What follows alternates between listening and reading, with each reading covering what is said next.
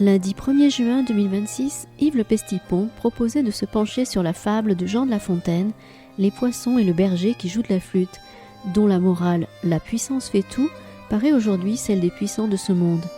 Comment La Fontaine la met-il en scène dans son œuvre? Comment ce poète en vient-il à douter des effets de la poésie? Nous vous proposons d'en savoir davantage dans ce dernier classique au détail de la saison. Bonne écoute!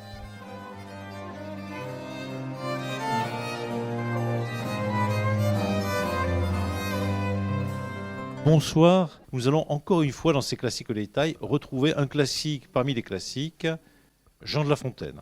Et donc parmi les œuvres les plus classiques de La Fontaine, les fables de La Fontaine. Et donc aujourd'hui, on va essayer d'aborder une fable de La Fontaine, une des plus jolies fables de La Fontaine, mais pas la plus connue. Elle s'appelle Les poissons et le berger qui joue de la flûte. Alors j'avais indiqué que peut-être il y aurait quelqu'un qui viendrait jouer de la flûte, que certains connaissent ici, qui s'appelle Michel Brun.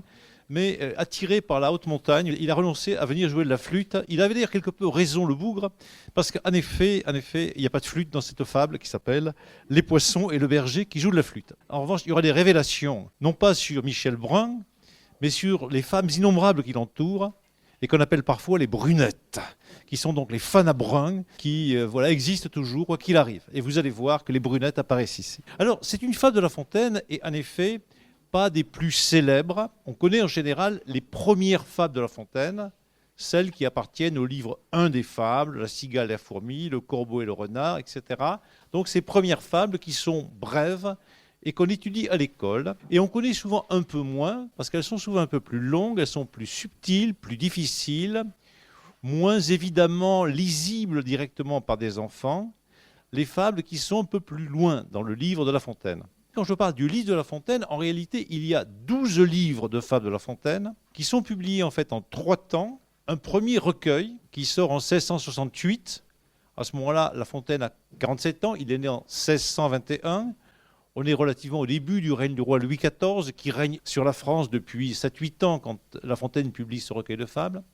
Et comme le succès est considérable, ce premier recueil qui comporte 6 livres et qui sont les fables les plus célèbres, souvent les plus brèves, et qui sont directement, généralement inspirées d'Ésope, est suivi, on va dire, à la demande du public, par un second recueil qui apparaît en 1678. Donc La Fontaine, à ce moment-là, a 57 ans. On est bien avancé dans le règne de Louis XIV, qui régnera encore longtemps. Il devient très vieux et est roi longtemps.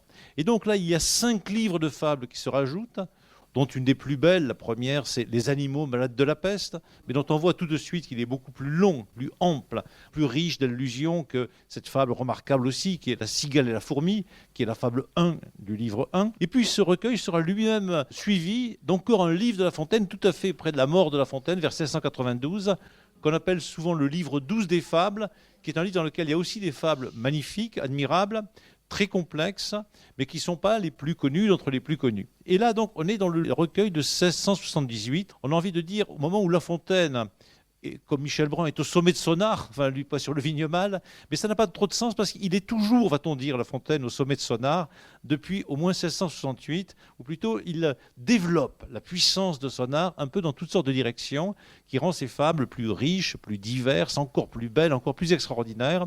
On va dire, c'est pas pour parler toujours de Michel Brun, un peu comme la musique de Jean-Sébastien Bach, qui se répète sans arrêt, mais c'est, on va dire, de mieux en mieux quand on avance vers la Passion selon saint Matthieu, ou comme les derniers morceaux de Beethoven sont certes encore mieux que les premiers, qui sont déjà indépassables et pourtant dépassés, si on peut dire, par Beethoven vers la fin de sa carrière. C'est ainsi pour certains grands hommes. Les dernières pages de Proust sont encore mieux que les premières, mais les premières sont déjà géniales. Donc on ne sait pas comment ils font, mais parfois ils arrivent à faire encore mieux que le sommet qu'ils avaient déjà atteint la première fois. C'est le cas pour les fables de La Fontaine de 1678, par leur ampleur, leur diversité, leur subtilité, leur complexité, le rire et la poésie qu'elles ont dedans. Et c'est en particulier le cas pour cette fable qui s'appelle donc Les poissons et le berger qui joue de la flûte, qui est au milieu d'un livre, le livre 10, qui n'est pas le plus long des livres de La Fontaine, mais qui est un des plus terribles concernant une question qui nous préoccupe tous en ce moment, qui est le pouvoir. Et donc, en effet, le pouvoir appelle au téléphone, et vous allez voir qu'il y a là-dedans des réflexions qui sont pour Poutine, pour Trump, pour qui on veut dans ce genre, à tout instant, mais qui amènent à réfléchir sur le temps d'aujourd'hui à partir d'une histoire très ancienne. Les fables de La Fontaine, on peut les lire au moins de 4 manières. On peut les lire comme un texte. Tiens, j'ai un texte qui est là, comme j'ai un texte de notre auteur, voilà, ou un article de la Dépêche du Midi, peu importe la qualité, je lis ce texte-là du début à la fin et je le commente de l'intérieur. Je peux faire ça avec un poème de Baudelaire ou le dernier compte rendu du match de foot entre Balba et l'Union. Enfin voilà, j'ai un texte voilà, à l'intérieur que je peux analyser. Je peux le lire autrement. Je peux les lire, on va dire, verticalement, dans l'histoire de la littérature. Parce que ces fables sont presque toutes des imitations venues de l'Antiquité, parfois du Moyen-Âge. Ce que La Fontaine a dit au début de son premier recueil, fables traduites, mises en vers, des fables d'Ésope. La Fontaine prend des textes très anciens, d'Ésope, de Phèdre, parfois du Moyen-Âge, parfois venant d'Orient, d'auteurs latins aussi, etc. Et à partir de ces textes qui ont circulé sous toutes sortes de versions, depuis 1000 ans, 2000 ans, enfin voilà, peut-être depuis plus encore, c'est peut-être des histoires préhistoriques, il introduit des variations. Fugues et variations, si on peut dire encore pour faire un peu bac, mais enfin bon, à partir de quelque chose qui est très ancien, et on peut se dire, qu'est-ce qui fait par rapport à ce qu'on fait déjà, Ésope, Rabelais, Phèdre, ou plein d'autres, ou Babrius, ou Pilpay, ou d'autres auteurs. Et donc, il va introduire des variations. Par exemple, une fable la plus connue, peut-être, La cigale et la fourmi. Dans la tradition antique, cette fable est suivie d'une morale. La morale dit, en gros, il ne faut pas faire comme la cigale, il faut travailler, placer son argent à la caisse d'épargne, épargner, on va dire, et comme ça, vous traverserez l'hiver. Un geste que fait La Fontaine, c'est simplement de supprimer la morale. Et donc, ça change tout. Il n'y a plus cette morale, on va dire, d'instituteur respectable. Et donc, c'est un changement radical. De même, la fable d'Ésope sont en prose, la fable de La Fontaine, la première, est en vers, et toutes sont en vers. Et on va voir que cette fable-là, il va falloir la lire par rapport à ses sources, donc par rapport à un temps très ancien.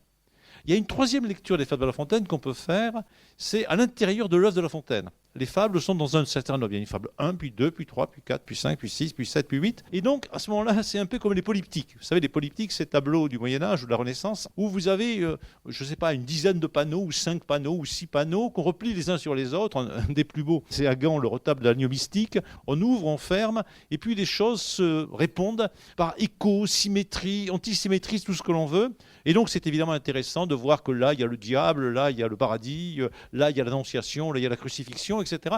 Et donc, on a intérêt à replier ces œuvres les unes par les autres. Et donc, ces tableaux, qui sont les polyptyques, il ne faut pas les regarder un seul élément, mais la totalité qui se déploie l'un par rapport à l'autre. C'est pareil aussi en musique, il y a des choses du même genre.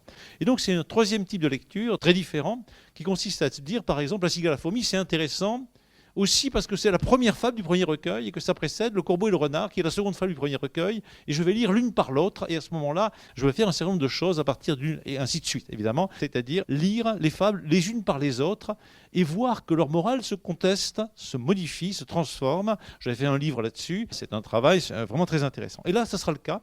On va devoir, malheureusement, jeter un coup d'œil sur la fable qui précède, qui s'appelle Le berger et le roi. Tiens, le berger là aussi, d'accord. Et la fable qui suit, on va trouver aussi un roi avec un perroquet. Donc, il y a quelque chose qui va se jouer là. Et puis, il y a une quatrième manière de le lire. On va dire, c'est par rapport à l'époque. Parce qu'il se trouve que La Fontaine a vécu une certaine époque, mais nous aussi. On vit aussi à une époque qui n'est pas la même. Il se trouve que je ne vis pas sous Louis XIV et que lui ne vit pas sous Macron, ou sous Trump, ou sous Poutine, ou qui vous voulez. Et que nous avons une expérience politique, etc., qu'il n'avait pas. Mais nous avons perdu une partie de l'expérience politique qu'il avait. Or, en 1678, il se passe un certain nombre de choses. On est, disons, déjà le premier tiers du règne de Louis XIV. Vous savez, Louis XIV était assez violent, il tapait un peu sur tout le monde, même sur les femmes à l'occasion. Il était vraiment assez du rail. Mais il tapait surtout sur les voisins. Les voisins n'étaient pas nécessairement contents, d'ailleurs, ils avaient aussi envie de lui taper dessus. Et de temps en temps, il faisait la paix. Et en 1678-1679, il y a un grand système de traités, de paix. On va arrêter pendant un petit moment de se taper dessus, mais Louis XIV va reprendre tout de suite. Louis XIV, c'est un peu comme Poutine, voilà, il n'en finit jamais. Ça s'appelle les traités de Nimègue, 1678-1679. Et donc, les grandes opérations qui sont là à ce moment-là, pour La Fontaine, etc., c'est le passage d'un moment de guerre à un moment de paix, dont on voit bien qu'il va devenir de nouveau un moment de guerre, parce que Louis XIV entame aussitôt ce que les historiens appellent la politique des réunions. C'est-à-dire, il dit, ça c'est à moi, et ça aussi c'est à moi, là, je sais pas, un peu comme Poutine, le Donbass c'est à moi, c'est à moi. Bon, il fait comme ça s'appelle la politique des réunions, et donc il met la puissance de son côté. Bon, Poutine n'est pas le seul, pas mal de gens font ça, Louis XIV aussi. Et donc on est à un moment où peut-être quelque chose comme de la paix se dessine, mais il y a un débat, puisqu'on a gagné quelques bouts de territoire, vous savez, dans le nord de la France, puisqu'on a fortifié un peu les frontières, etc. Et si on continue à taper sur les voisins? Et donc il y a un débat autour de ça. Qu'est-ce qu'on doit faire comme politique? Une politique violente, à la Trump, à la Poutine, on connaît bien aujourd'hui, mais une politique plus calme, plus apaisée, telle que d'autres rois ont pu la faire. Et donc c'est un débat qui circule entre la diplomatie, La paix, éventuellement la poésie, les arts, en fait ce que vous voulez dans ce genre. Et puis la guerre de domination. On connaît bien ça en 1678 quand La Fontaine est vivant. Bon, aujourd'hui, ça n'a pas tellement changé, à part que ça s'est un peu déplacé sur la carte du monde. C'est moins du côté de l'Alsace, de la Belgique et compagnie. Voilà, c'est plus calme du côté de la Belgique. Mais du côté de l'Iran ou ailleurs, de Taïwan ou de l'Ukraine ou du Donbass, c'est pas mal non plus. Ça a remplacé, l'île Valenciennes, Tournai et compagnie. Mais bon, c'est à peu près pareil. C'est du même genre. Il ne faut pas imaginer que Louis XIV était un roi qui était inférieur en cruauté à Poutine ou autre. Naturellement, les incendies du Palatinat, c'est aussi abominable que ce que fait Poutine, que font quelques autres en Ukraine ou ailleurs. Et donc, on est à un moment politique, quand La Fontaine écrit, et on ne peut pas ne pas faire en sorte, quand on lit les fables, que de les lire en rapport avec l'époque. Mais évidemment, Louis XIV, c'est pas non plus un roi qui laisse écrire n'importe quoi sur lui-même. Louis XIV et ses ministres, Colbert et quelques autres. Donc ça va être par des jeux d'allusions subtils, complexes, parfois en disant le contraire de ce qu'on croit que peut-être il faudrait dire, pour faire entendre que peut-être c'est autre chose. Voilà. Et évidemment, ces fables ont vieilli. On ne les lit pas aujourd'hui en 2026 comme on les aurait lues en 1926. On ne les lit pas comme en 1826 ou à n'importe quelle date, parce que selon qu'on est pendant la guerre de 14, pendant les guerres actuelles, ou pendant d'autres mouvements de pouvoir, ou pendant la Révolution française, évidemment, les lecteurs et les relecteurs projettent d'autres choses, bien entendu. Et donc ça, c'est important de discuter. Le sens se déploie différemment selon les époques. Et donc ça fait 4 types de lecture, le texte lui-même, le texte dans sa pyramide, dans le colonne historique, Ésope, etc. Puis le texte, évidemment, par rapport aux autres fables, et puis le texte dans son époque. Et on va voir que là, c'est un chef-d'œuvre absolu. Tout fonctionne en même temps, fait des accords qui rendent le texte à la fois merveilleusement beau, drôle, poétique, et parfaitement incompréhensible. Et quand on arrivera à comprendre qu'il est vraiment incompréhensible, on arrêtera, il sera environ 19h ou un petit peu avant. Les poissons et le berger qui jouent de la flûte. Tircis, qui pour la seule Annette faisait résonner les accords d'une voix et d'une musette, capable de toucher les morts, chantait un jour le long des bords d'une onde arrosant les prairies, dont Zéphyr habitait les campagnes fleuries. Annette, cependant, à la ligne pêchait. Mais nul poisson ne s'approchait. La bergère perdait ses peines. Le berger, qui par ses chansons eut attiré des inhumaines, crut et crut mal attirer des poissons. Il leur chanta ceci. « Citoyens de cette onde, laissez votre naïade dans sa grotte profonde. Venez voir un objet 1000 fois plus charmant, ne craignez point d'entrer aux prisons de la belle. Ce n'est qu'à nous qu'elle est cruelle. Vous serez traités doucement. On n'en veut point à votre vie. Un vivier vous attend plus clair que fin cristal. Et quant à quelques-uns, l'appât serait fatal. Mourir des mains d'Annette est un sort que j'envie. » Ce discours éloquent ne fit pas grand effet. L'auditoire était sourd, aussi bien que muet. Tircis eut beau prêcher, ses paroles mielées s'en étant au vent envolées, il tendit un long ré. Voilà les poissons pris, voilà les poissons mis aux pieds de la bergère. Ô vous, pasteurs d'humains, et non pas de brebis, rois, qui croyez gagner par raison les esprits d'une multitude étrangère, ce n'est jamais par là que l'on en vient à bout. Il y faut une autre manière. Servez-vous de vos raies. La puissance fait tout. Alors là, Poutine et Trump, bravo, bravo, la puissance fait tout, on y est, c'est super. Enfin voilà, c'est le truc qu'il faut. Il chercherait le sens du mot ré, mais bon, c'est donc des filets. Mais bon, la puissance fait tout. Et nous, qui sommes des lecteurs de La Fontaine, on se dit c'est curieux parce que ailleurs, il écrit dans des fables plus fait douceur que violence. Voilà. Dans les contes de La Fontaine, il évoque qu'il faut séduire les dames par des arguments délicieux, on va dire, du discours, du chant, tout ce que l'on veut dans ce genre. Il arrive aussi que le corbeau soit séduit, non pas par la puissance du renard qui lui casserait la gueule ou lui tirerait un coup de kalachnikov, ou par un missile ou par un drone, mais par un discours mielé. Vous êtes le phénix des hôtes de ces bois. Il n'y a pas de puissance du renard, sauf une puissance rhétorique. La puissance fait tout, on se dit, c'est un peu curieux, parce que La Fontaine est plutôt pacifiste, bien connu pour ne pas aimer la musique guerrière de son temps, et ne pas aimer non plus les opéras de Lully, qui étaient vraiment au service de Louis XIV, et qui faisaient des coups d'orgue, de trompette violents. Lui préférait les petites musiques légères, des musiciens comme Chambonnière ou autres, ou Couperin le jeune, qui jouaient avec des luttes, des choses comme ça, avec une chanson.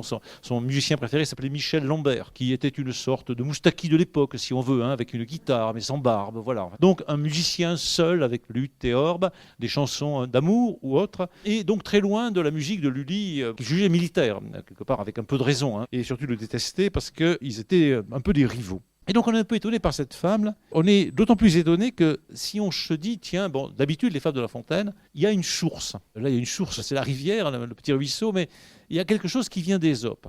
Et quand on va regarder effectivement dans les livres d'Ésope, donc qui écrit, s'il a existé vraiment, vers le 5e siècle avant Jésus-Christ. On n'est pas sûr qu'il existait vraiment, c'est peut-être un recueil qu'on appelait les fables d'Ésope. En tout cas, c'est des fables très anciennes, probablement bien antérieures au 5e siècle avant Jésus-Christ. On trouve une fable qu'on traduit en général par le titre suivant, le pêcheur qui joue de la flûte. Alors, je vous la lis. Donc, c'est la source de cette fable, mais vous allez voir que c'est vraiment assez différent. Voilà la traduction faite au 19e siècle par un certain Émile Chambry, qui donc traduit les fables d'Ésope du grec, puisqu'elles sont écrites en grec, au français. Un pêcheur, habile à jouer de la flûte, prenant avec lui ses flûtes et ses filets, se rendit à la mer et se mit sur un rocher en saillie.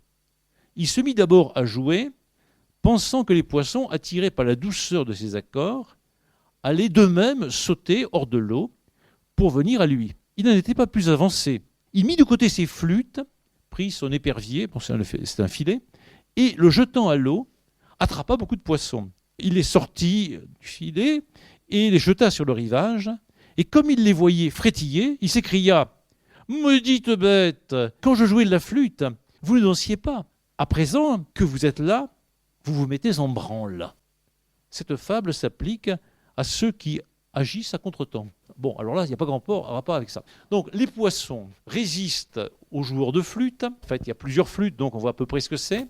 Il ne résiste pas à un discours, il résiste aux joueurs de flûte. Il n'y a pas de petite jeune fille qui est là, par là, qui s'appelle Annette ou n'importe quoi de ce genre. Et puis, la morale nous dit, ben voilà, les poissons ne sont pas bien du tout. Parce qu'ils sont ridicules. Ils n'ont pas suivi la flûte en dansant pendant que le pêcheur jouait de la flûte.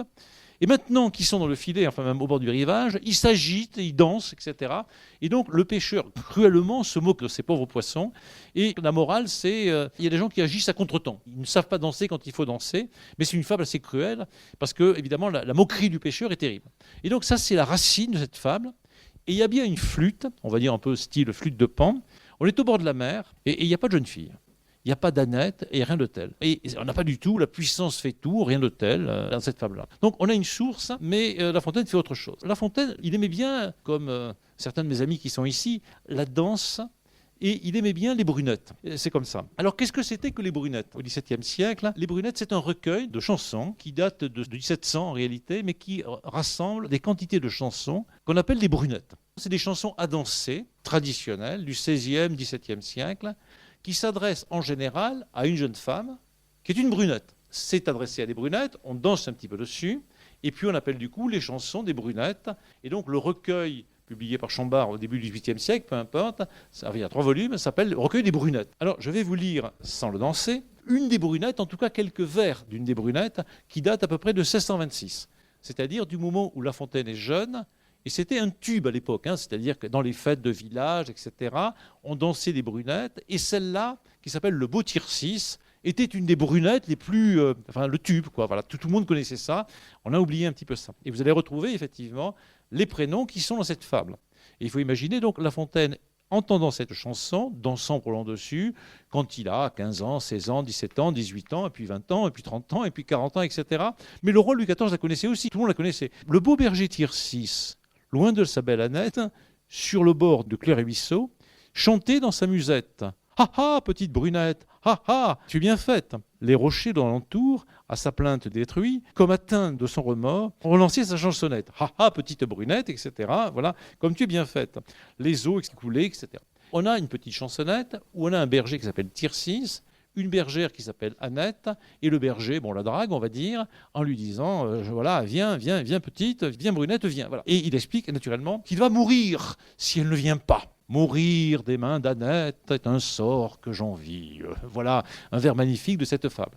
Et donc, cette fable, La Fontaine l'a fait en la croisant, donc, la fable d'Ésope, le pêcheur qui joue de la flûte, avec une chanson que tout le monde connaît, que ses lecteurs connaissent, bien entendu, qui est une brunette, qui raconte l'histoire, très jolie, d'un berger qui, au bord d'une rivière, avec sa flûte, joue et chante quelque chose en direction de sa brunette, en lui disant, bon voilà, qu'elle est jolie, qu'elle est bien faite, etc., etc. Brunette, brunette, brunette, venez. Et donc on danse là-dessus, on voit très bien le genre de choses que ça peut donner. Il y a donc un texte très ancien qui est revivifié par un texte moderne, mais tout de même assez ancien pour La Fontaine, parce que c'est un texte plutôt de sa jeunesse, même si on continue à le chanter. C'est comme on aime bien aujourd'hui, je ne sais pas, les tubes des années 70, des trucs comme ça.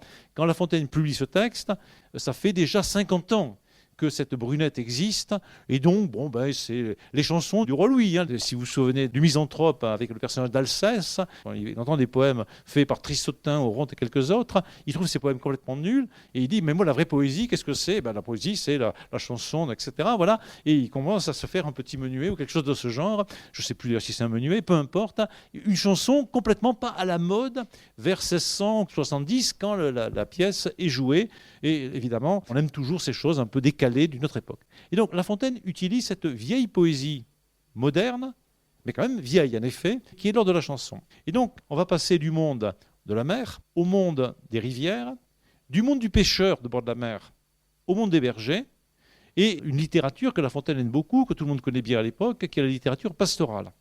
Alors qu'est-ce que c'est que la littérature pastorale? C'est un grand livre du début du XVIIe siècle qui lance une mode partout en France et en Europe qui s'appelle l'Astrée. L'Astrée, c'est un texte écrit très long, pratiquement illisible pour nous, d'un type qui s'appelle Honoré d'Urfé, qui habitait à la bâtie d'Urfé, au nord-est du Massif central. Lui, il a imaginé de raconter, sur un modèle qui vient de l'Antiquité, mais qui est modernisé, des histoires d'amour entre des bergers qui, au lieu de garder leurs moutons et de faire des tas de fumier ou je ne sais pas quoi, ou de chasser les aigles ou autre, passent leur temps avec des flûtes, des pipeaux, tout ce que l'on veut, à faire la cour à des bergères. Alors de temps en temps, les bergères sont un peu infidèles, on se suicide un peu, voilà, des fois c'est les bergères qui se suicident, et c'est très long, donc c'est le loft, si vous voulez, dans les bergeries, quand on se balade là-dedans, donc c'est que les jeunes filles, enfin tout le monde a 16-17 ans, les garçons aussi bien entendu, ce n'est pas des histoires de différence d'âge, tout le monde a 16-17 ans, et tout le monde se raconte avec de la musique, des histoires d'amour, on se fiche un peu des moutons, de l'agriculture, etc. Et donc c'est très joli, et c'est une mode considérable qui a influencé toute la littérature, la poésie, la musique, l'opéra, le genre de la pastorale, et tout ce que vous voulez dans ce genre. Et donc au XVIIe siècle, Louis XIV, tranquillement, se déguise en berger à l'occasion, avec ses pin-up, voilà. Et ça continue jusqu'à Marie-Antoinette. Et bien sûr, on continue à Versailles à faire des bergeries et tout cela, avec des différences un petit peu. Et donc là, c'est un type de poésie qui n'a rien à voir avec Ésope, mais une poésie qui là aussi est un peu datée vers 1678, mais comme pour nous, les musiques de 1970-80 sont un petit peu datées, mais quand même, quand on écoute même un bon Michel Sardou qu'on n'a pas aimé quand on était jeune, ou même pour certains un Serge Lama, ou un Brassens qui est mieux, ou un Ferré, voilà, ça va mieux, on se dit voilà, Radio Nostalgie, un truc comme ça, on connaît bien ça. Et pareil, au XVIIe siècle, ça fonctionnait comme ça, et en particulier pour des gens comme La Fontaine qui avaient l'oreille à cette poésie, cette musique, cette littérature un peu dépassée, dont il avait le regret. Dans un de ses contes, il dit « Amour, amour est mort, le pauvre compagnon s'est noyé sur les bords du Lignon ». Le Lignon, c'est la rivière de l'Astrée, et donc ça veut dire quelque chose comme « Autrefois », il sait bien que ce n'est pas tout à fait vrai, l'amour se vivait vraiment de manière galante, tout ce que vous voulez, en pastoral, et maintenant on ne s'intéresse plus qu'à l'argent, au fric, enfin tout ça, au pouvoir, et donc le pauvre compagnon s'est noyé sur les bords du Lignon. Voilà. Et donc nostalgie, la nostalgie n'est plus ce qu'elle était, elle existait en tout cas à l'époque, je crois qu'elle existe toujours. Et donc c'est une deuxième source, ou plutôt une troisième, il y a Ésope, il y a une chanson, une brunette, et puis il y a tout ce paysage qui est par derrière, l'Astrée.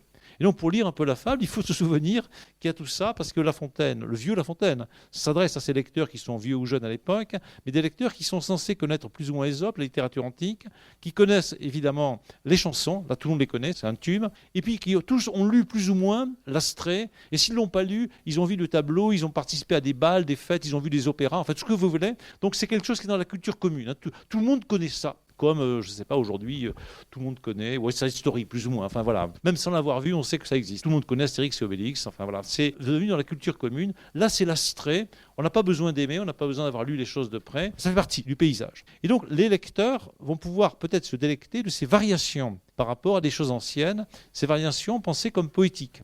Alors c'est important parce qu'il y a de la poésie, Ésope c'est pas vraiment très poétique, la poésie, la musique, les brunettes, et la poésie qui est l'Astrée, vieille poésie, qui nous émeut moins, naturellement, quand on lit l'Astrée, quand on fait étudier l'Astrée des étudiants, c'est très long, c'est très lent, c'est un peu difficile, ils préfèrent nettement le loft, ils ont raison, enfin ça parle davantage de Star Academy, dans l'époque, ou d'autres choses de ce genre. C'est pas mieux la Star Academy, mais ça parle de l'époque. Et donc on a un berger qui apparaît dans l'Astrée, Tircis, Et dans l'Astrée, bien sûr, ce berger, Tircis, fait ses comptes à Annette. Tircis, c'est un nom qui vient d'Antiquité, ça a des sens, ça a aussi des noms en botanique, et Annette, ce nom français, avec un petit diminutif français. Alors Annette est censée, donc Anne, ma sœur Anne, etc., être très charmante, enfin Anne, la mère de la Vierge, et tout ce que vous voulez, et puis en même temps, elle est un peu tassoule, hein, c'est Annette. Hein. Et donc, cette pauvre Annette n'est pas si cultivée que ça, elle veut juste pêcher à la ligne. Elle n'est pas très excitée érotiquement, elle n'a pas des grands projets particuliers, elle pêche à la ligne. Et donc, j'ai vu quand je lis le truc, il y a une sorte de décroché entre Tircis, qui est dans son fantasme érotico-poétique, hein, voilà, et Annette, elle est là pour pêcher à la ligne. Bon, voilà, je pêche à la ligne. Hein. Donc là, il y a une série de jeux autour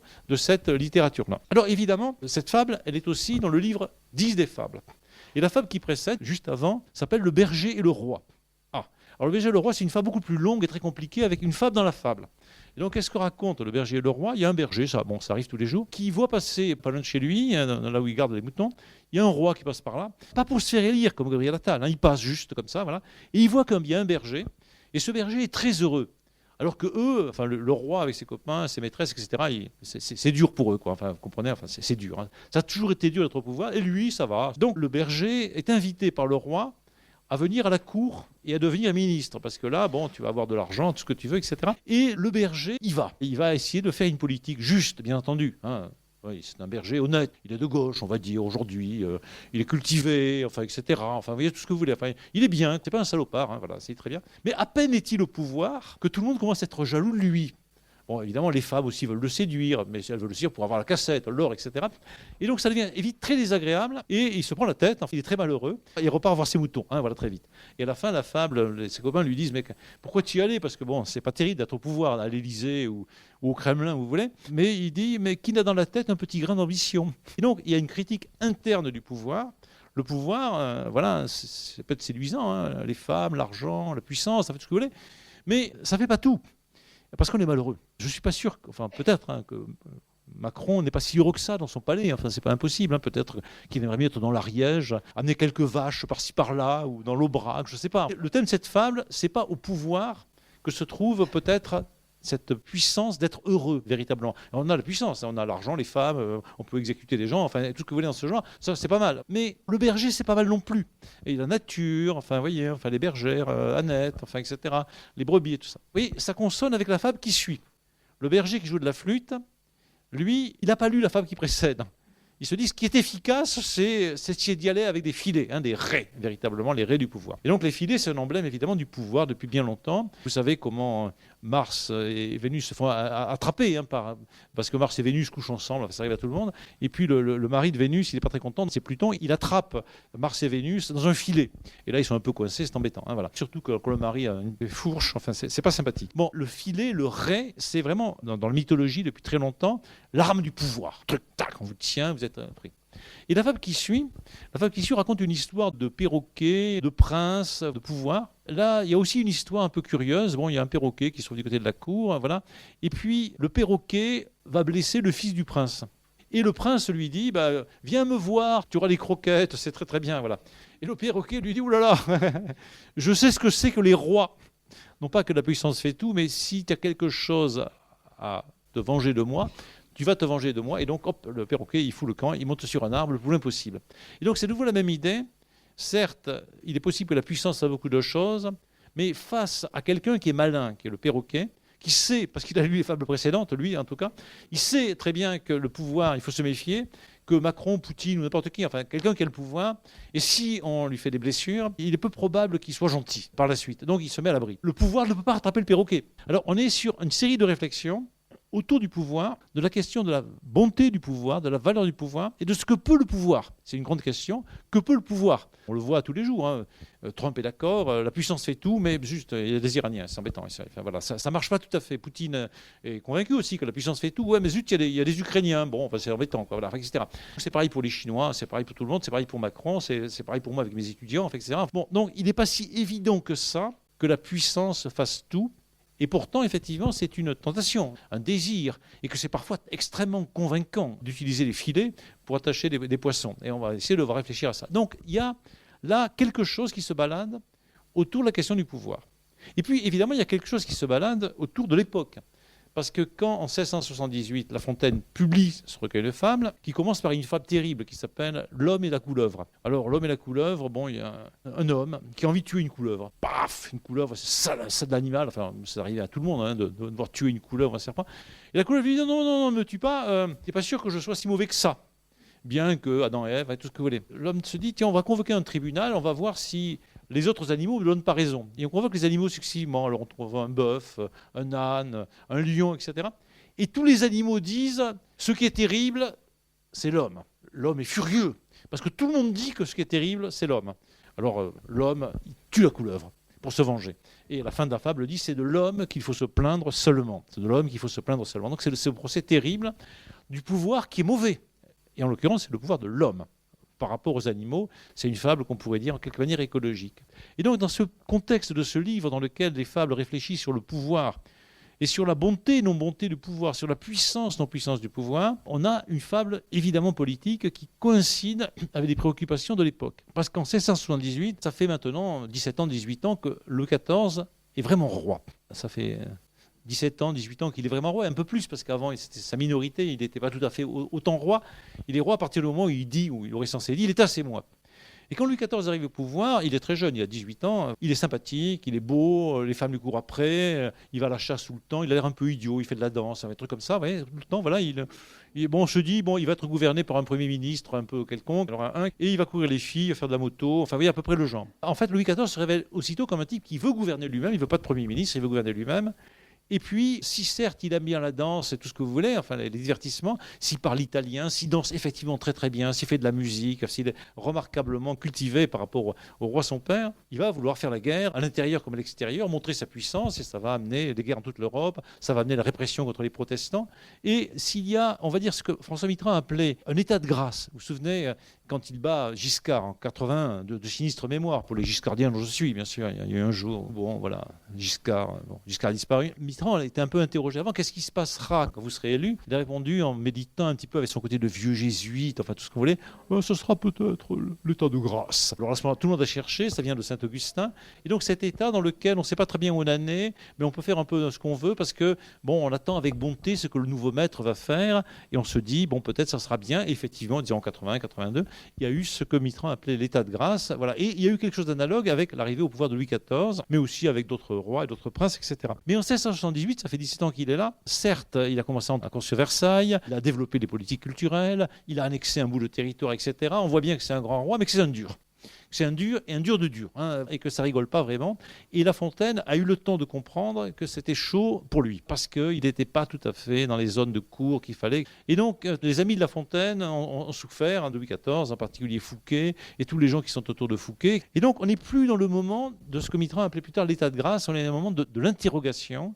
Et l'interrogation en particulier sur la politique militaire de Louis XIV. Puisque donc on est comme avec Trump ou je ne sais qui, Trump a gagné au Venezuela, on n'est pas sûr qu'il gagne à tous les coups en Iran ou ailleurs. Et donc même les Trumpiens fanatiques se posent des questions. Et avec Louis XIV, il y a la même question.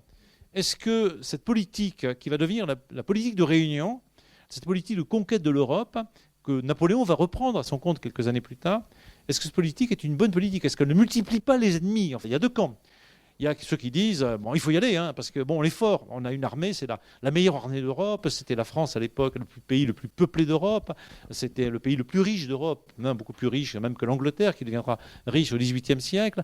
Donc on a 20 millions de Français, on a un grand État, etc. On n'est pas divisé en 1000 petits morceaux comme les Italiens ou ce qu'on appelle maintenant l'Allemagne, très bien, et on n'est pas embêté par les Russes, les Américains ou par les Chinois, donc on peut y aller. Donc il y a un discours qui dit, il faut y aller, quoi. Voilà, à nous la Catalogne, à nous ce qu'on appelle maintenant la Belgique, à nous les Flandres, à nous ce qu'on appelle l'Allemagne ou ces territoires-là, et donc on peut y aller et on y va. Et puis il y a ceux qui disent, attention, si on les excite un peu trop, et on ferait mieux peut-être de négocier et de rester calme et de s'occuper, de construire des palais, de faire de la musique, de faire de la poésie, etc., etc. Et donc il y a un camp, on va dire, un peu pacifiste, si on peut employer ce terme, et un camp évidemment un peu militariste, et Louis XIV dire aussi un peu entre les deux. C'est pas une brute, c'est tout sauf un imbécile, et c'est tout sauf un fou, et donc la fable va se mettre sur ce territoire-là.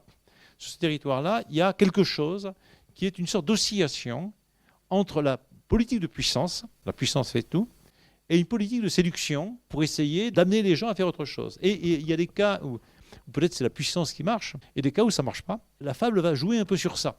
Et elle va être tout à fait paradoxale, puisqu'elle conclut par la puissance fait tout sur les poissons. Oui, mais on comprend très bien, si on relit la fable à l'envers, que les poissons n'aient pas du tout envie d'être séduits par la chanson de Tircis. Et quand on leur dit « mourir des mains d'Annette est un sort que j'envie », d'abord, ils n'en ont rien à foutre d'Annette, mais ensuite, ils n'ont pas du tout envie de mourir non plus, même quelques-uns. Et donc, les poissons sont tout à fait fondés à ne pas être séduits par le discours poétique de Tircis qui est là. Et donc, les poissons ont leur raison. Et il n'est pas du tout sûr que la puissance fasse tout, dans tous les cas. Dans ce cas-là, ça a fonctionné, mais peut-être simplement les poissons avaient tout à fait raison. Et donc, on a une fable qui ne conclut pas sur quelque chose qui est absolument incontestable. La puissance fait tout. La Fontaine sait bien que la puissance ne fait pas tout. La puissance ne permet pas, par exemple, de retenir le berger à la cour. Le berger, quand il comprend que la course est terrible, il se casse. Le perroquet, quand il comprend que c'est dangereux pour lui, bien que ce soit la cour, bien que ce soit le prince qui l'attire, il dit ouais, non, je reste pas, je reste pas. J'ai beau penser que tous les animaux vont me donner raison contre la couleuvre, le serpent d'Adam, enfin tout ce que vous voulez, d'Ève et tout. Tous les animaux vont dire c'est toi le coupable, l'homme. Alors je vais me venger, je vais tuer la couleuvre. Mais j'aurais convaincu personne. C'est pas parce que je pense que la puissance fait tout que la puissance va convaincre le bœuf, le lion, le cheval, l'ours, en fait ce que vous voulez, de penser que l'homme est bon. Voilà véritablement. Donc le dernier vers se met dans un paysage d'interrogation, non pas sur le fait que la puissance soit quelque chose, la puissance est quelque chose, mais il n'est pas sûr que la puissance soit tout en général. Et donc, c'est là que les fables de La Fontaine sont très différentes du point de vue éthique des fables qu'enseignent parfois les instituteurs ou qu'enseignait Ésope, c'est-à-dire des fables très simples avec une morale. Là, on est devant un texte problématique dans l'époque et on le voit bien pour aujourd'hui. On le voit bien pour aujourd'hui, si je dis la puissance fait tout, j'ai Trump qui va dire oui, mais quelques jours plus tard, il va dire c'est pas si sûr. Enfin voilà, on voit bien dans ces hésitations un peu pathétiques et grotesques que quelque part, il est en train de commenter cette fable par l'intérieur. Alors, cette fable elle-même, évidemment, elle est un chef-d'œuvre d'écriture. C'est-à-dire que là, pour l'instant, on ne l'a pas lu dans son détail d'écriture. On l'a lu un peu verticalement, depuis Ésope et puis des Brunettes, et puis depuis Lastrée. On l'a situé un peu dans son époque, on l'a regardé un peu par rapport aux fables d'à côté. Mais il se trouve aussi qu'une fable, c'est un texte littéraire, un poème, et que ce poème, lui-même, chacun des mots est une sorte de multiplicateur de sens et de plaisir. Alors ça joue à la fois sur ce qu'on appelle parfois la poésie, tendresse, musicalité, etc., mais aussi sur quelque chose que souvent on éloigne de la poésie, c'est-à-dire le rire, l'humour. On a une poésie qui est drôle. Vous écoutez Yves Le Pestipon lors de son classique au détail Les poissons et le berger qui joue de la flûte de Jean de La Fontaine, lundi 1er juin 2026 à la librairie Ombre Blanche.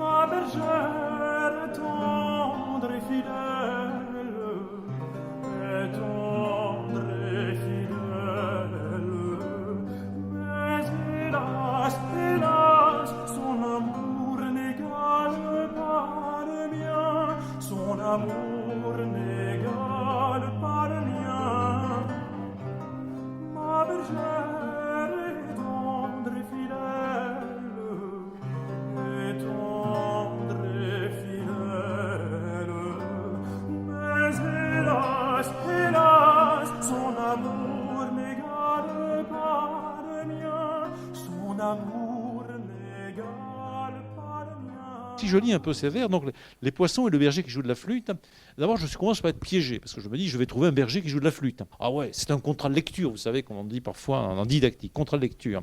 Et justement, il n'y a pas de flûte. Alors c'est un peu embêtant qu'il n'y ait pas de flûte. Il y a quelque chose qui manque dans cette fable, il y a quelque chose qui boite dans cette fable. Parce qu'effectivement, le pêcheur qui jouait de la flûte est remplacé par un berger.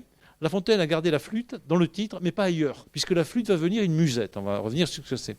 Et donc, il y a quelque chose qui, dans le titre, annonce quelque chose qui marcherait à tous les coups, puisqu'un titre, normalement, c'est un engagement. Bon, la cigale et les fourmis, ça va. Il y a une cigale et une fourmi. Le corbeau et le renard, ça va. Il y a un corbeau et un renard. La grenouille qui veut se faire plus grosse, ça va. Il y a un corbeau, etc. Et donc, on est habitué. Ce machin, et puis on a le truc. Voilà. C'est pas comme le rouge et le noir, c'est pas très clair. Mais les fables de La Fontaine, les titres, c'est clair. Et là, on a l'habitude, ça fait 200 fables qu'on lit, ou 150, ça marche à tous les coups. Et donc, on se dit, je vais trouver un berger avec des poissons, et le berger va jouer de la flûte. Et juste, fausse note, il n'y a pas de flûte. Il n'y a pas de flûte. Où est passée la flûte? Elle est passée par ici, elle repassera par là. Elle n'y est pas. Et donc, quelque part, ce titre qui nous trahit, qui nous trompe, qui nous abuse, nous amène à nous dire, attention, il y a quelque chose qui va se jouer, qui va nous ramener à la fable d'Ésope, mais nous faire relire la fable qui est là, en nous disant, il y a quelque chose qui ne va pas dans le royaume du Danemark, il y a quelque chose qui ne va pas dans cette fable-là, il y a quelque chose qu'il ne faut pas prendre tout à fait au sérieux. Il faut penser que cette fable, quelque part, nous trompe aussi, et que peut-être la morale finale, eh bien, il y a quelque chose il faut y renoncer à cette morale, ou en tout cas l'interroger. Ça commence donc par, effectivement, un petit récit de pastoral. Tircis, voilà un personnage. Alors on a un peu oublié cela, mais quand on lit l'Astrée, ou même le film de Romer qui s'appelle l'Astrée, on voit apparaître immédiatement Tircis, et aussitôt, le lecteur du XVIIe siècle sait à quoi ressemble Tircis. C'est un jeune homme extrêmement séduisant, il a 16-17 ans, il est blond, etc. Il fait de la musique, il est berger, il est vaguement un petit peu idiot, enfin tout ce que vous voulez, enfin il est parfait. Et quant à Annette, bien sûr, on voit très bien ce que c'est aussi. C'est une fille, bien sûr, et elle est paysanne, et elle n'est pas très cultivée. Elle s'appelle Annette, elle n'est pas très grande, elle est un peu ronde, en fait, tout ce que vous voulez. Bon, elle est parfaitement attirante. Et donc, la seule Annette, c'est pas qu'elle est solitaire, mais c'est uniquement pour Annette, voilà. Il faisait résonner l'accord d'une voix et d'une musette. Donc la musette, c'est pas la musette sur le dos pour ramasser des champignons, d'accord ? C'est un instrument de musique qu'on peut utiliser avec plusieurs pipeaux qui sortent, voilà, en appuyant un petit peu dessus, et qui permet de chanter en même temps que l'on joue. Ce qui est embêtant pour la flûte, c'est qu'effectivement, on ne peut pas chanter en même temps que l'on joue. Et donc, dans le texte de Ésope, effectivement, c'est à la flûte que le pêcheur séduit, enfin, ne réussit pas à séduire les poissons, mais là, La Fontaine va décaler en partie de la musique vers le discours, on va dire la rhétorique, un peu comme le corbeau est séduit par la rhétorique du renard. Et donc, il a besoin absolument de passer de la flûte, à laquelle je ne peux pas chanter en même temps, à la musette, pour deux raisons. La première, c'est qu'il passe du bord de la mer aux bergeries. Et dans les bergeries de l'Astrée, il y a sans arrêt les musettes, qui est l'instrument par excellence des bergers, avec aussi le flûteau éventuellement, mais aussi, surtout, parce qu'il veut faire parler son berger. Évidemment, il serait totalement invraisemblable qu'il parle avec la flûte dans la bouche. La flûte, c'est pas terrible pour la gueule que ça fait. Vous savez, le conflit entre Apollon et Marsyas, Apollon, qui est le dieu de la beauté, de la raison, il fait un concours avec Marsyas, qui est un satyre, donc velu, poilu, rouge, etc. Évidemment, Marsyas joue dans sa flûte, et Apollon est très, très mécontent que l'on conteste sa prééminence solaire, etc.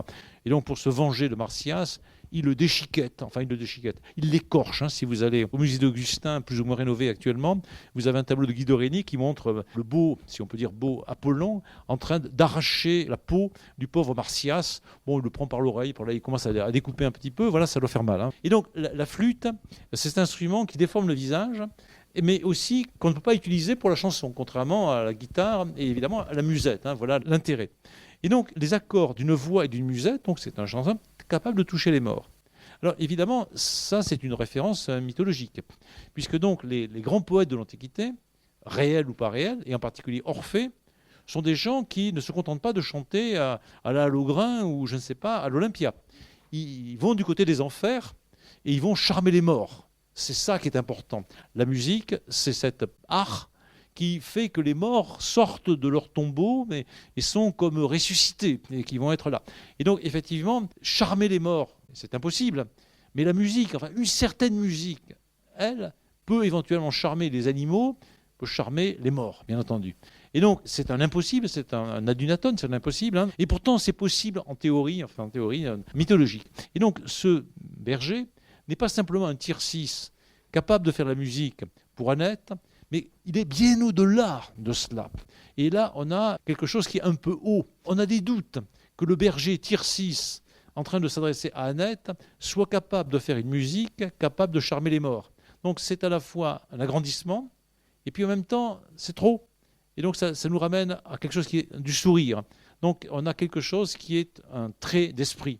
Parce qu'évidemment, il n'est pas possible que le berger puisse charmer les morts. Et donc c'est une exagération qui amène le lecteur ou l'auditeur à sourire légèrement de cela.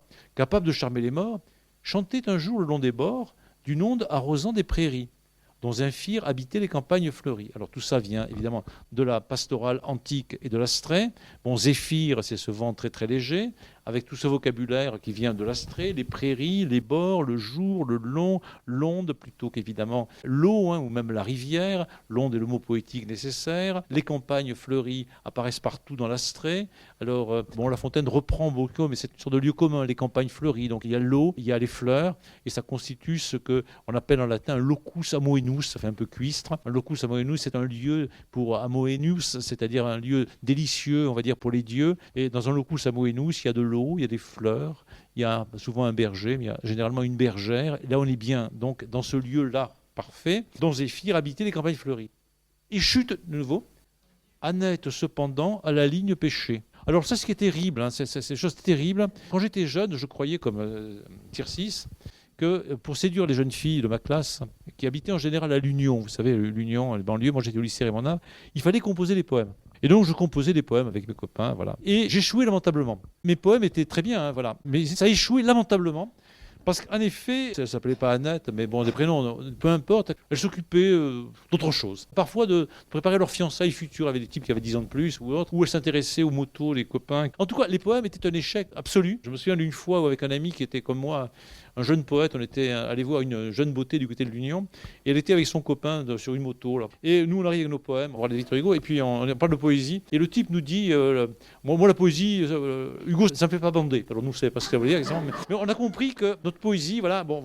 Et donc, l'autre, elle ne pêchait pas de la ligne, parce qu'à l'Union, il n'y a pas de rivière, mais enfin, elle aurait pu pêcher à la ligne.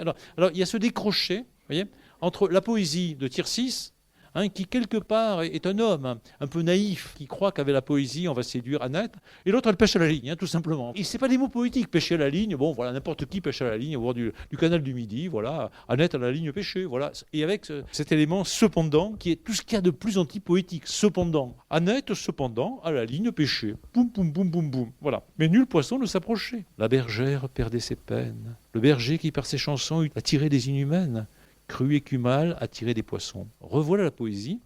La bergère perdait ses peines. C'est très joli, la bergère perdait ses peines avec les haies qui se renvoient. Et puis aussitôt, il y a une anaphore. La bergère, le berger, qui attirait des inhumaines. Alors les inhumaines, c'est des femmes très belles qui résistent à tout et qui sont donc inhumaines, voilà. Puisque nous allons mourir à cause de leur inhumanité, voilà, ce qui est arrivé à tout le monde, au lycée Raymond ou ailleurs. On s'en est remis, voilà. Le berger, donc, cru et cru mal, attirer des poissons, on sort de nouveau de la poésie, crut attirer des inhumaines, ça pourrait être chanté dans un opéra de l'époque, une musique de Michel Lambert, voilà, les inhumaines, enfin, il y a des choses comme ça, voilà, même jusqu'à Serge Lama et compagnie, voyez, enfin, ça continue. Tout ça un peu usé, un peu fatigué, une poésie poétique, comme dirait Serge Pey, c'est-à-dire quelque part un peu de la mauvaise poésie, mais une poésie poétique, voilà, très bien. Et soudain, cru et cru mal, attirer des poissons. Cru et cru mal, attirer des poissons, ça ressemble à de la politique aujourd'hui, à Brielle, à Attal, cru et cru mal, attirer les électeurs aveyronnais, enfin je sais pas quoi, enfin cru et cru mal, attirer les lecteurs de la Dépêche, enfin, ce que vous voulez, voilà. Et donc on n'est pas du tout dans la poésie, cru et cru mal, attirer les poissons. C'est vraiment des mots les plus plats. Il leur chanta ceci. Alors là, il se lance dans la poésie. Citoyen de cette onde. Alors, on est avant la Révolution française, le mot citoyen n'a pas encore le sens que la Révolution française y a donné fortement et qui pour nous est très politique. Mais tout de même, c'est un mot qui vient de l'Antiquité, kiwis en latin, voilà, les citoyens vraiment. Et donc, quelque part, c'est une alliance de termes un peu rigolote. Parce que onde est un mot poétique, d'accord, l'onde, voilà, on l'a déjà rencontré. Et citoyen est un mot politique, même si à l'époque, il n'y a pas le mot de la Révolution française. Mais c'est un mot politique qui vient de l'Antiquité et donc de la République. Parce qu'évidemment, sous l'Empire, et sous la monarchie encore plus, on n'a pas de citoyen. Si la République française, avant la Révolution, reprend ce mot de citoyen, c'est pour dire nous ne sommes pas des sujets, comme était au temps de... Voilà. Et donc, citoyen de cette onde, c'est quelque chose qui est assez rigolo. Parce que s'il n'y a pas la Révolution française derrière le mot citoyen, il y a quand même la vieille politique antique qui est là d'un côté, et donc c'est républicain, c'est une sorte d'égalité. Et on s'adresse aux citoyens, bon, Macron pourrait très bien s'adresser aux citoyens, De Gaulle le faisait, mais on ne va pas tout à fait, et ça suggère citoyen. On s'adresse aux citoyens quand on les respecte. Gabriel Attal encore, enfin, je n'en veux pas particulièrement, il va s'adresser, supposons aux Aveyronnais, on va dire citoyens de l'Aveyron, votez pour moi. Il est dans son rôle politique. Il s'adresse à eux en tant qu'ils sont des citoyens qui vont voter, qui ne le méprisent pas, qui ont un droit de vote, etc. etc. Voilà, citoyenneté, on est vraiment dedans. Mais le berger ne va pas s'adresser à eux en tant qu'ils sont des citoyens, c'est-à-dire plus ou moins des sortes d'égaux dont on veut le bien quand on est l'homme politique. Il veut les piéger pour qu'ils soient bouffés par Annette. Voilà le plan. Et qu'au bout du compte, le petit coquin, qu'Annette le remercie en couchant avec lui. C'est ça qui est derrière l'arrière-plan. Voilà. Citoyen de cette onde, Laissez votre naïade dans sa grotte profonde. Donc on sait bien ce que sont les naïades dans la mer, ces jeunes filles extrêmement belles qu'on rencontre dans toute la littérature antique. Il est censé y avoir des grottes profondes au fond de la mer, au fond des rivières. La naïade vit dedans. Et donc là, c'est la littérature qui vient de Virgile, d'Ésope et autres, traduite directement, qui est très belle en soi-même, mais qui n'est juste pas tout à fait adéquate aux poissons de la rivière, quelque part du côté de la France, et aux poissons en particulier. Venez voir un objet 1000 fois plus charmant. Donc un objet, c'est la littérature précieuse du temps. Voilà cet objet, une dame en général. Voilà, c'est pas du tout méprisant. On dirait aujourd'hui une femme objet, c'est méprisant, mais pas du tout, au contraire. Là, c'est très bien. Voilà, un objet 1000 fois plus charmant, bien entendu. Cet objet, c'est naturellement Annette. Ne craignez point d'entrer aux prisons de la belle. Et donc, c'est le discours amoureux qui remonte à l'Antiquité, qui passe dans la poésie galante et précieuse. Évidemment, l'amour, c'est une prison. Cupidon va nous lancer ses filets. La belle va nous retenir. Les prisons de la belle, c'est ce dans quoi on va être retenus, nous les amoureux. Ne craignez point d'entrer aux prisons de la belle. Ce n'est qu'à nous qu'elle est cruelle. Voilà l'inhumaine. Moi, avec les hommes, je sais qu'elle est cruelle, c'est terrible, qu'elle est cruelle des parties. Vous serez traité doucement, on n'en veut point à votre vie. On, c'est elle, Annette, avec ce truc comme Tristotin va l'employer. Un vivier vous attend plus faire qu'un cristal. Un vivier, donc, c'est un lieu dans lequel on va garder les poissons, on va les regarder vraiment. Régulièrement, dans les fêtes de la Fontaine, il apparaît ce mot de vivier. Alors, par exemple, il y a un oiseau qui est un pélican qui veut amener les poissons dans un vivier et essaie de le convaincre aussi. Les poissons ne sont pas très contents, ils n'ont pas envie. Il est plus fin qu'un cristal, donc c'est comme une eau qui est devenue dure, qui est un cristal. C'est une métaphore poétique bien usée à l'époque, qui parfois se transforme en cristal vagabond, dans un texte de La Fontaine qui s'appelle Adonis, les transparents replis du cristal vagabond. Donc l'aude est transparente, comme le cristal est transparent. Elle devient dure, mais curieusement pas dure, puisqu'elle est un cristal vagabond. Donc voilà le cristal de cette eau, le cristal d'une fontaine. Dans le cristal d'une fontaine, un cerf se baignant. Autrefois, c'est aussi des vers de La Fontaine. On dirait des vers de Brassens, qui d'ailleurs les connaissait. Voilà donc cette poésie du cristal. Et quant à quelques-uns, l'appât serait fatal. Mourir des mains d'Annette est un sort que j'envie. Alors, c'est un des plus beaux vers de La Fontaine, évidemment, mais des plus ridicules, des plus comiques et des plus sublimes. Mourir des mains d'Annette est un sort que j'envie. Il est difficile de trouver plus idiot, d'un certain point de vue, parce que qui peut avoir envie de mourir des mains d'Annette?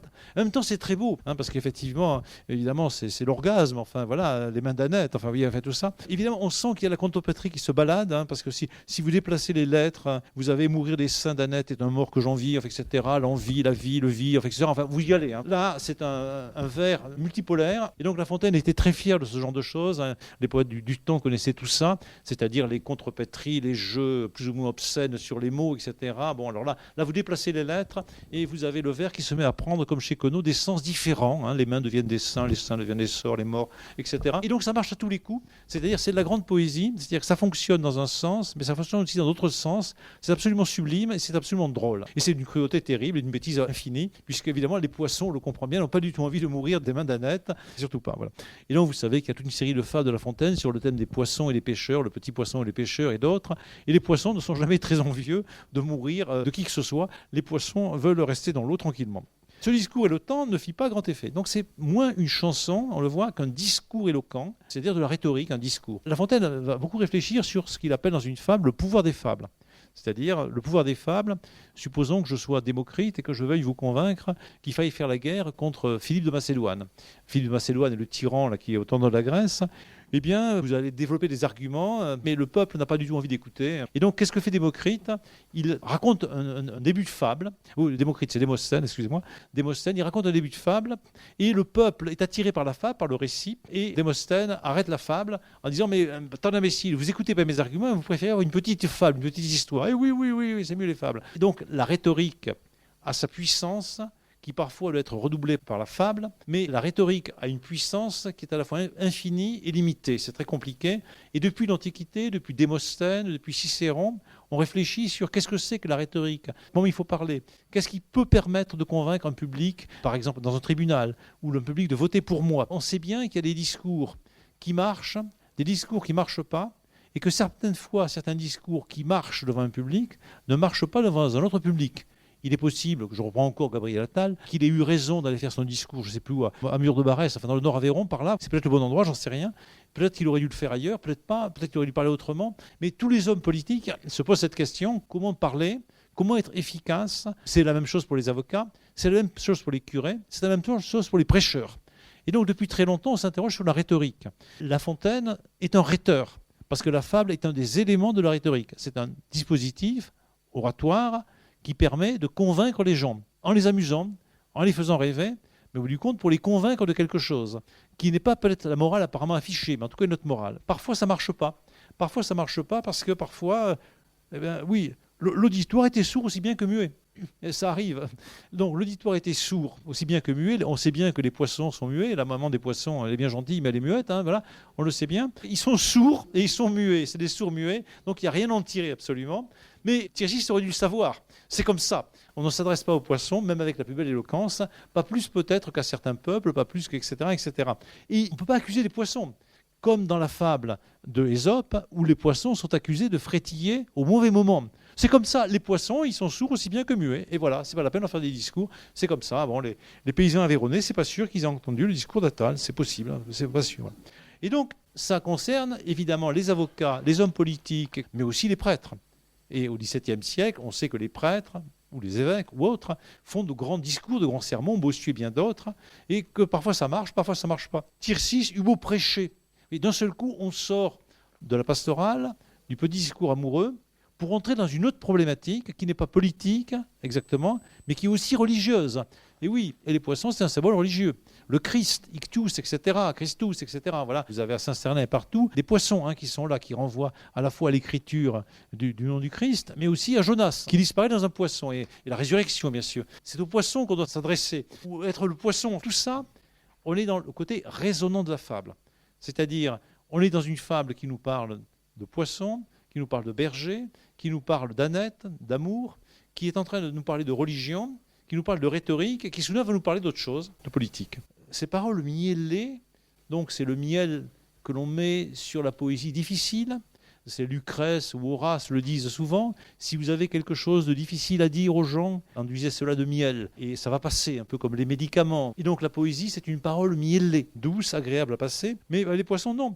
Ces paroles miellées sont en étant au vent envolées. Et c'est assez rigolo, parce qu'on voit assez mal comment, avec le miel, ça s'envole. Voilà, ça fait un truc un peu bizarre. Ils t'ont dit un long ré. Et donc là, clac, on sort de la poésie, parce qu'un ré, on ne sait pas toujours nous très bien ce que c'est, mais enfin, c'est un mot technique pour désigner un filet, donc un long filet qui va tendre. On passe à autre chose. Ils t'ont dit un long ré, point, voilà les poissons pris. Bon, c'est fini, bon, c'est rapide, c'est comme le Vénézuela, poup, poup, on arrive, et ils sont pris. Voilà. C'est fini, hop, si, journal de 20h, voilà les poissons pris. Voilà les poissons mis au berger, au pied de la bergère. On pourrait s'attendre à ce que la bergère le remercie. Oh, Tircis, merci de m'avoir donné les poissons, c'est très très bien. Mais non, La Fontaine évacue. Il n'est pas sûr que le don des poissons à la bergère marche mieux que le poème. C'est embêtant, hein. C'est pas facile de séduire Annette. Donc, hop, un conte qui était possible, avec Annette tombant dans les bras de Tircis. Ou au contraire, lui disant, zut, fous le camp. Un conte érotique ou un conte de MeToo, Tircis est un salopard qui est tel Patrick Bruel, etc. Voilà, enfin, tout ce que vous voulez. C'est l'idée pour passer à autre chose. On a l'ouverture vers un conte galant, on va dire, et c'est arrêté. Et au moment où on se dit, tiens, je vais avoir un petit conte amusant, la suite, voilà. Ô vous, pasteurs d'humains et non pas de brebis. Ah, le mot pasteur va jouer sur le berger, mais le bon pasteur, le Christ, et les poissons qui sont là. Et les brebis, bien sûr, vous savez, le bon pasteur, voilà, le Christ, bien entendu. Et donc, il y a maintenant de nouveau une allusion religieuse, le Christ, etc., le bon pasteur, le prêtre, prêcher. Mais il y a aussi les pasteurs d'humains. Et les pasteurs d'humains, ce n'est pas le Christ nécessairement, même s'il est un peu de cette manière, c'est aussi au roi qui croyait gagner par raison les esprits. Et donc, brusquement, cette fable qui était galante, qui se passait dans la pastorale, qui était un peu drôle, qui était poétique, qui nous faisait penser aux brunettes, à toute une série de choses comme ça, et même éventuellement un peu de religion, puisqu'elle s'adresse au roi, et que c'est l'auteur, on va dire La Fontaine, le narrateur, brusquement, devient une fable qui n'est plus du tout une fable pastorale, galante, drôle, etc.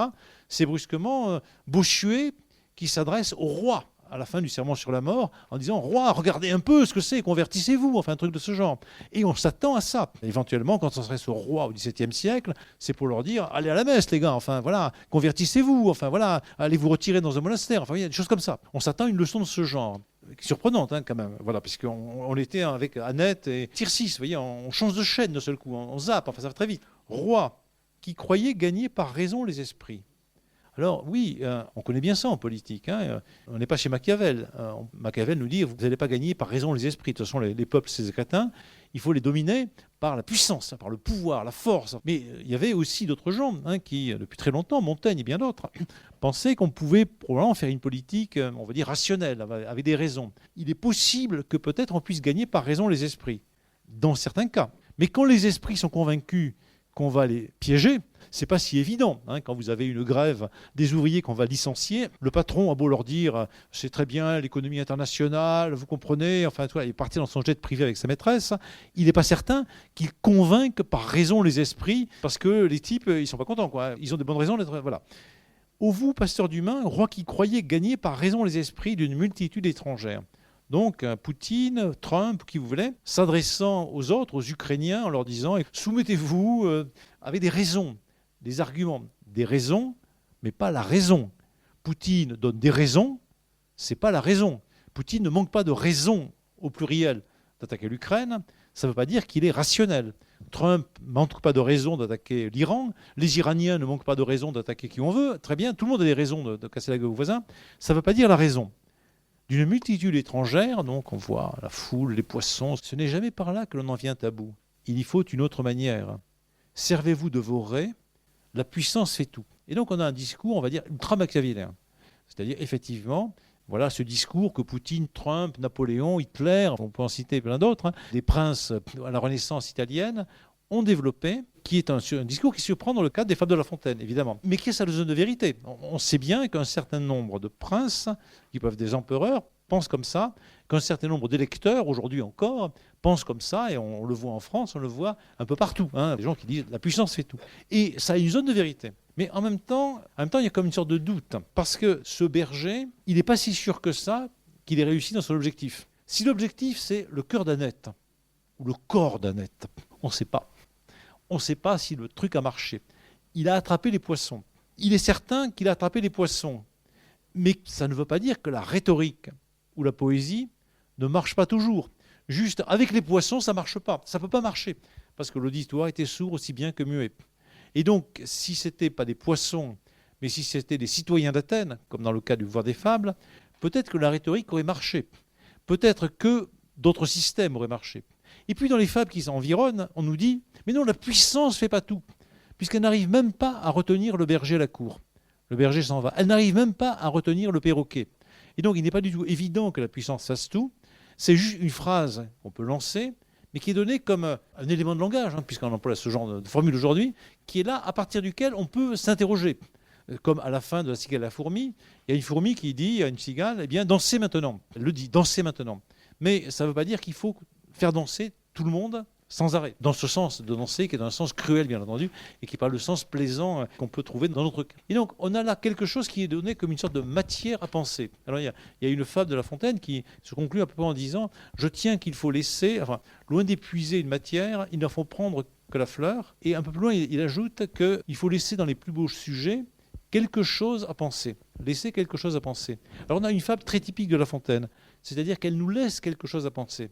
On est devant une formule, la puissance fait tout, qui à la fois est fascinante de vérité, quelque part, oui, en effet, Hitler, Napoléon. Mais on voit aussi très bien que Napoléon, Hitler et d'autres ont échoué quelque part, ont mal réussi, que le roi n'a pas réussi durablement à séduire le berger. Et que peut-être cette fable qui dit la puissance fait tout, et donc la poésie ne peut pas grand-chose, et c'est un poème qui le dit. C'est-à-dire, c'est à l'intérieur de la poésie que se dit le contraire de la poésie, en quelque manière. Et donc, quelque part, la poésie est plus forte que la phrase qu'elle met là en valeur. Quelque part, la poésie de Tircis, la poésie des brunettes, la poésie de l'astrée, etc., la poésie de la flûte, enfin du pipeau, de la musette, etc., c'est elle qui enveloppe cette phrase « la puissance fait tout » et qui la donne à voir, la donne à entendre et la donne en quelque manière à interroger. D'où les fables qui suivent immédiatement après, qui nous disent « attention, vous êtes un perroquet, méfiez-vous » effectivement. Et si vous suivez les fables, vous n'allez pas obéir nécessairement à la puissance. Et donc c'est une chose qui est remarquable. Alors en ce moment, on parle beaucoup à France Culture ou ailleurs d'un texte remarquable de la Boétie qui s'appelle « Le discours sur la servitude volontaire ». Et donc, il y a ce thème qui était un jeu rhétorique de la Boétie. Ce n'est pas nécessairement les convictions politiques précises de la Boétie, mais en tout cas, c'est un texte fascinant à lire, véritablement, qu'a publié, diffusé largement Montaigne, dans lequel donc, la Boétie s'interroge sur une question qui est comment se fait-il que nous soyons soumis à la puissance ? C'est-à-dire que nous acceptions d'être soumis au roi, au prince, etc., au pape, à qui vous voulez. Et donc nous acceptons très étrangement cela. Et La Fontaine n'est pas tout à fait convaincu de cela, parce qu'effectivement, il y a une servitude volontaire s'il existe véritablement, mais pas toujours. Dans Le loup et le chien, la fable 5 du livre de La Fontaine, il y a un loup qui se balade, il est un peu maigre, et soudain il voit un chien qui est bien gras et bien nourri. Et le loup quand même arrive en disant « Waouh, c'est pas mal ton truc, tu es bien gras, bien nourri, c'est bien ». Et le chien lui dit ouais, c'est facile pour avoir comme moi, tu viens, voilà, et tu auras de la bouffe, c'est bien, chauffé, nourri, etc., blanchi. Et le loup regarde un peu le col du chien et il voit qu'il y a une petite trace. Et qu'est-ce que c'est ce truc-là ? Oh, c'est rien. C'est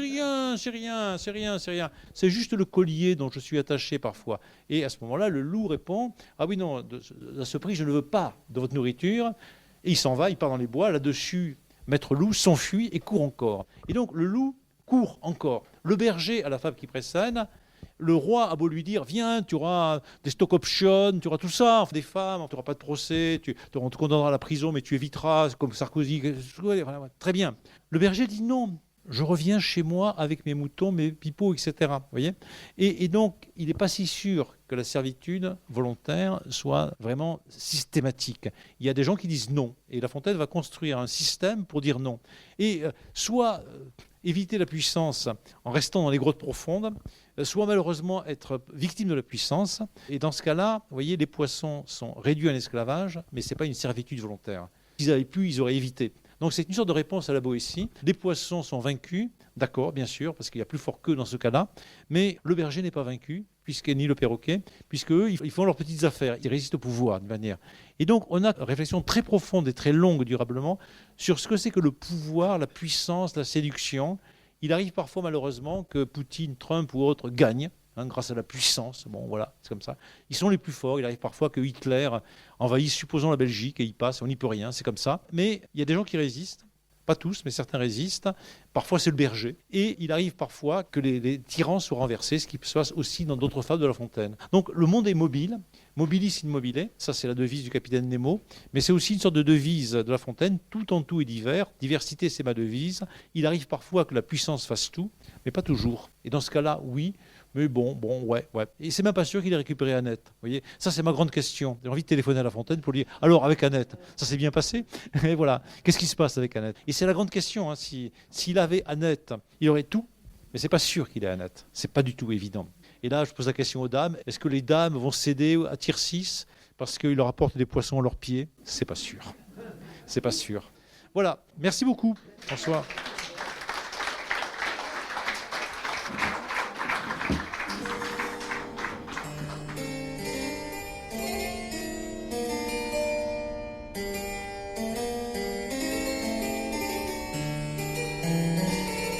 Vous avez écouté à l'instant un classique au détail proposé par Yves Le Pestipon et consacré à la fable de La Fontaine, les poissons et le berger qui joue de la flûte, enregistré lundi 1er juin 2026 à la librairie Ombre Blanche.